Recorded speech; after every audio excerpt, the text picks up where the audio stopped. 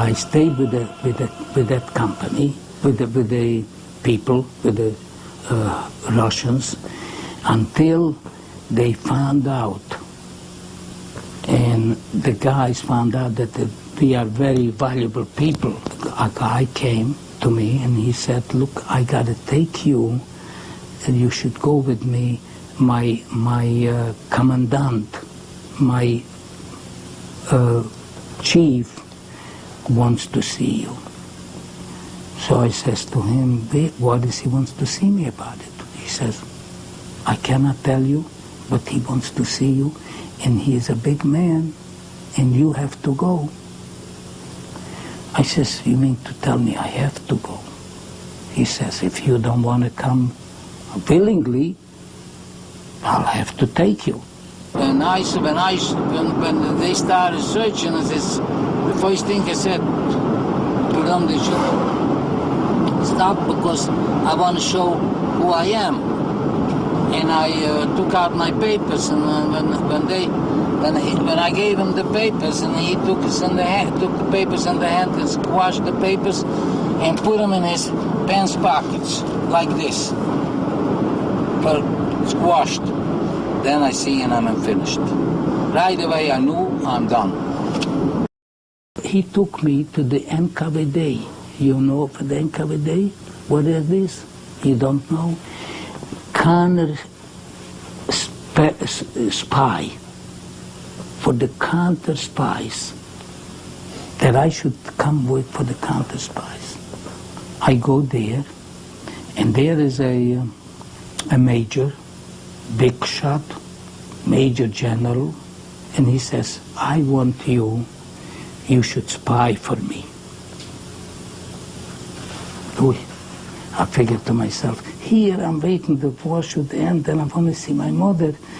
I'm so crazy to go to my sisters and whatnot. I says to him, "I got spy, I never did that." He says, "We'll put you through school. The war is not ending yet." He says, "There'll be still plenty war." I says to him, "Tell me, what am I supposed to do?" I says to him, I'm not a healthy man, you know. He says to me, "Never mind, you're not healthy. You look good enough, healthy enough for me, and I don't have any doctors to examine you. But you'll have to take this job if you want to." I says, what you gonna? He says, "Look, I'll tell you what. You want me to tell you what? Maybe we'll tell you. I'll drop you off after we train you, 3 months training." He says, "And then we'll drop you off in Germany, and we'll tell you, you go and get me that guy and that guy. You must kill him." When I heard that, I didn't say nothing, but I says to him, I have to think about that. I have to think about that and see. He says, "Okay, I'll tell you what," he says. Give you, the two of you, all night to think about it. And in the morning I'll come in. And you will give me an answer. So we thought about it at night. We talked it over, and we both of us want to stay alive. He says to me, "Tell me, how can you stay alive if the guy will take you and drop you off from an airplane and parachute you down to Germany? They'll right away they'll catch you." I says to him, "Okay, then we're not taking it." And we both decided that we're not going to join them. He said to us, "You don't want to join us?" And we said, "Yet, we don't. We want to go back to do what we were doing." And they said like this in Russian. "Кыть высит, лопаты у мои руки." Explain it to him in English. That means, watch out. You shouldn't get back into my hands. And they kept us in jail. In jail What kind of jail? Wherever the NKVD, the officers went, you know, the NKVD went, that's where we went with them. And every day, questions and questions and questions. We don't believe you. You are a liar. I says I'm a Jew and I couldn't be doing things, bad things.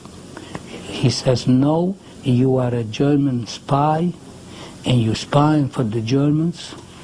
I says, how can I Jew? They wouldn't take me as a spy. He says, yes. And this is the first time a Russian officer gave me a flask. Yeah. He says, you lying, you lying, you lying. He beat me.